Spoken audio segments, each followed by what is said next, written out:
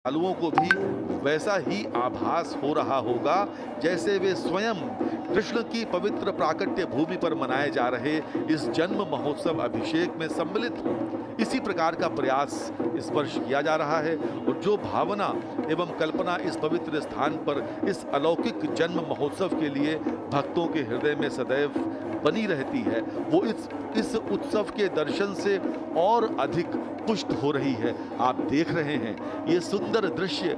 पीत वस्त्रधारी कुछ महापुरुष संत जन इस समय अभिषेक कर रहे हैं भगवान श्री कृष्ण के त्रिभंगी स्वरूप का रजत पुष्प कमल में, और ये अभिषेक की प्रक्रिया 12:40 पर चलती रहेगी।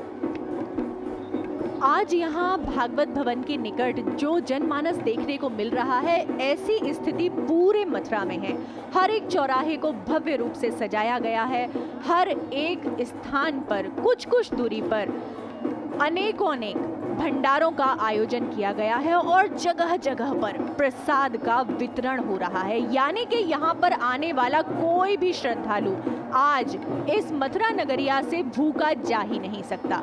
इसीलिए बहुत बड़ी संख्या में श्रद्धालु बेफिक्र होकर इस उत्सव में शामिल होने के लिए लालायित हैं। आ रहे हैं, जा रहे हैं, लेकिन क्रम नहीं टूट रहा है। थकने का तो कहीं नामो निशान नहीं है। लाखों श्रद्धालु कल होने वाले नंदोत्सव में शामिल होकर लाला के जन्मोत्सव के उपलक्ष्य में लुटने वाली चीजों का आनंद लेंगे, उन्हें प्राप्त करेंगे, प्रसादी रूप में उन्हें स्वीकार कर अपने घर लेकर जाएंगे और साल भर याद करेंगे कि हम पहुंचे थे ब्रज में उस समय जब हुआ था नंदनंदन गोपाल का जन्म। नंदनंदन गोपाल के इसी जन्म के विलक्षण अवसर पर लाखों लाख श्रद्धालु देश ही नहीं विदेश से भी इस अवसर के बन रहे हैं साक्षी। और यहाँ डमरू की थाप भी भागवत भवन में सुनाई दे रही है। इस ताल के कहने ही क्या, ऐसा लग रहा है मानो शिव शंकर स्वयं इस उत्सव में शामिल होकर नृत्य करने के लिए लालायित हैं। और लालायित हो भी क्यों ना, अवसर ही ऐसा है। हमारे मोहन का जन्म जो है, उसी मोहन का जन्म जिसको पाने के लिए अनेक योगी जाने कितनी कठिन तपस्या करते हैं, लेकिन ये तो वो नटखट नंदलाल है जो थोड़ी सी छाछ के लिए भी गोपियों को नृत्य करके दिखाने के लिए तत्पर हो उठता है।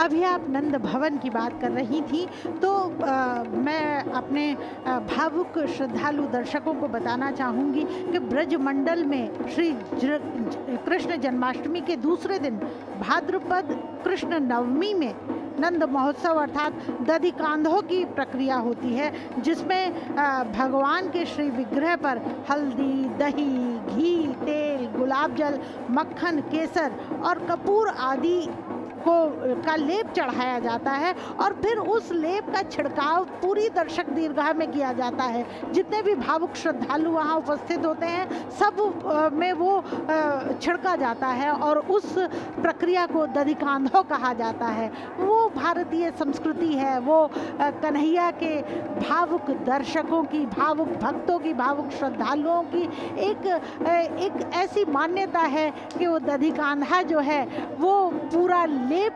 सर्वौषधि से भगवान के चल विग्रह का किया जाए और अब चल विग्रह को श्रृंगार के लिए ले जाया जा रहा है। और एक श्रृंगार का एक अद्भुत अलौकिक पद मुझे याद आ रहा है जो समाज गायन में मुख्यतः हर देवालय में ही वो गाया जाता है कि आज को श्रृंगार सुभग सांवरे सुभग गोपाल जी को कहत ना बने सखी देखत ही बन आवे।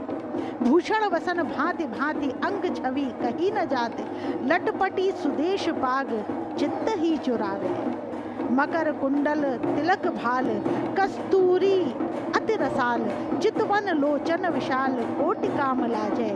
कंठ सरी बनमाल फेंटा और कोटि छोरन छवि, त्रिभुवन को नहीं जो देखी धीर धरावे। ये संग चल निहार डांड हारी कुंज द्वार, तो सो हित बात कहूँ जो तेरे जिय भावे। और चतुर्भुज गिरी धरन कोटि मदन मोहन मूर्ति, बड़ भागिन ताहि गिरी जो जात ही लपटावे। जो जात ही लपटावे, और चल विग्रह को श्रृंगार के लिए ले जाया जा रहा है भक्तों की दृष्टि से दूर। जी, और उसके बाद भी आरती होगी। भगवान श्री कृष्ण को मुरलीधर कहा जाता है। कहते हैं श्री कृष्ण जब मुरली बजाते थे तो सभी ब्रजवासी नर नारी गाय बैल पक्षी बेसुध होकर दौड़े चले आते थे। श्रीमद् भागवत में इससे जुड़ी अनेक कथाएं हैं। कहते हैं सबसे पहले धनुआ नामक वंशी बेचने वाले ने श्री कृष्ण को बांसुरी दी थी। जब उन्होंने पहली बार वंशी बजाई तो वो वंशी बेचने वाला मंत्र मुग्ध हो गया। और एक अन्य कथा के अनुसार जब भगवान शिव बाल कृष्ण को देखने आए तब उन्होंने ऋषि दधीचि की अस्थि को घिसकर एक सुंदर बांसुरी का निर्माण किया और श्री कृष्ण को भेंट की। एक अन्य कथा के अनुसार बांसुरी ने श्री राम के नजदीक आने के लिए बड़ी तपस्या की, लेकिन मर्यादा पुरुषोत्तम श्री राम मर्यादा से बंधे थे, इसलिए उन्होंने उसे वरदान दिया कि द्वापर युग में मैं तुम्हें सदैव अपने पास रखूंगा। यदि उस काल की परिस्थिति पर ध्यान दिया जाए तो जन सामान्य की स्थिति ठीक नहीं थी। यदि जनमानस भयाक्रांत था तो उसका सीधा प्रभाव पशुधन और अन्न आदि पर पड़ता था, और बांसुरी की सम्मोहित करने वाली धुन तनाव दूर करने में सहायक थी। यही कारण है कि श्री कृष्ण की बांसुरी की धुन सुनकर गोप गोपियां गौएं दौड़ी चली आती थी, उन्हें मानसिक शांति मिलती थी। और आज संगीत चिकित्सा भी मानव जीवन के शारीरिक और मानसिक रोगों का उपचार करने का प्रयोग आज उसका किया जा रहा है। श्री कृष्ण की बांसुरी का भी जनमानस पर सम्मोहक चिकित्सा का प्रभाव रहता होगा निश्चित रूप से। और हरे बांस की बनी हुई गांठ रहित इस बांसुरी की धुन सम्मोहित कर जनमानस में फिर से उत्साह विश्वास का संचार कर देती थी। ये सुंदर दृश्य भगवान श्री कृष्ण और राधा रानी का युगल विग्रह है। ये ऐसा लगता है कि ये हमारी आंखों में बस जाएं, हमारे हृदय में समा जाएं, और हम जब भी अपने अंतर मन की आंखें खोलें तो हमें इनके दर्शन हो जाएं। जब भी हमारे जीवन में हमें दुख घेरे, हमारा मन अशांत हो, हमारा मन अस्थिर हो, उस समय यही युगल जोड़ी हमारी आंखों के सामने आए, हमारे मन मस्तिष्क को पूरी तरह से ढक ले, अपने आवरण में ले ले और हमें सही मार्ग दिखाए, हमें सन्मार्ग पर चलने को प्रेरित करे और हमारे सभी दुखों को, हमारे सभी संतापों को हर ले। भगवान श्री कृष्ण के अलावा माँ सरस्वती, माँ लक्ष्मी, गणेश जी, कार्तिकेय सभी को मोरपंख प्रिय है और मोरपंख में नवग्रहों का वास माना गया है। मोरपंख को श्री कृष्ण बाल्यकाल से ही धारण करते हैं और इस विषय में अनेक कहानियां हैं। कहते हैं जब त्रेता युग में श्री राम घूमने निकले तो मोर के एक समूह ने अपने पंखों से उनका रास्ता साफ किया था। उनकी भक्ति और सहन शक्ति देखकर श्री कृष्ण ने वादा किया था कि द्वापर युग में जब वो जन्म लेंगे तो मोरपंख अपने मस्तक पर धारण करेंगे। दूसरा कारण ये कि श्री कृष्ण की कुंडली में काल सर्प योग था।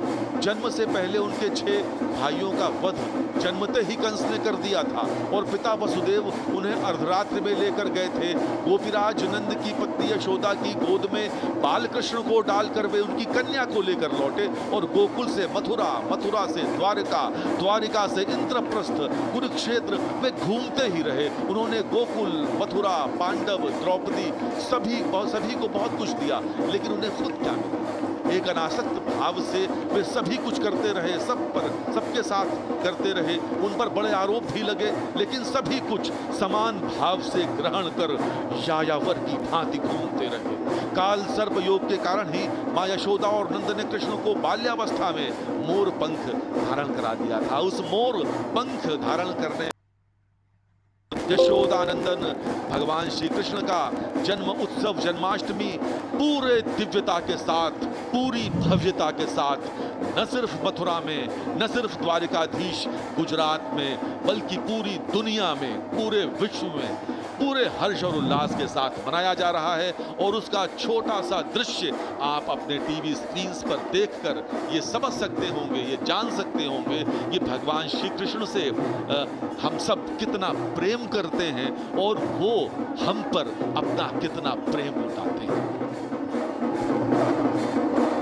भगवान श्री कृष्ण के जन्म का ये उत्सव चाहे वर्तमान समय में हो रहा है, लेकिन उत्साह वैसा ही है जैसे कि हम कल्पना कर सकते हैं कि द्वापर में रहा होगा। और हो भी क्यों ना, क्योंकि प्रभु कभी भी इस ब्रज को छोड़कर गए ही नहीं। उन्होंने हमेशा कहा, ऊधो मोहे ब्रज बिसरत नाही। जब प्रभु ने इस ब्रज को कभी बिसारा ही नहीं, स्वयं से अलग किया ही नहीं, तो हम कैसे माने, कैसे ये जाने कि लाला यहाँ से चले गए। वो कभी भी यहाँ से नहीं गए।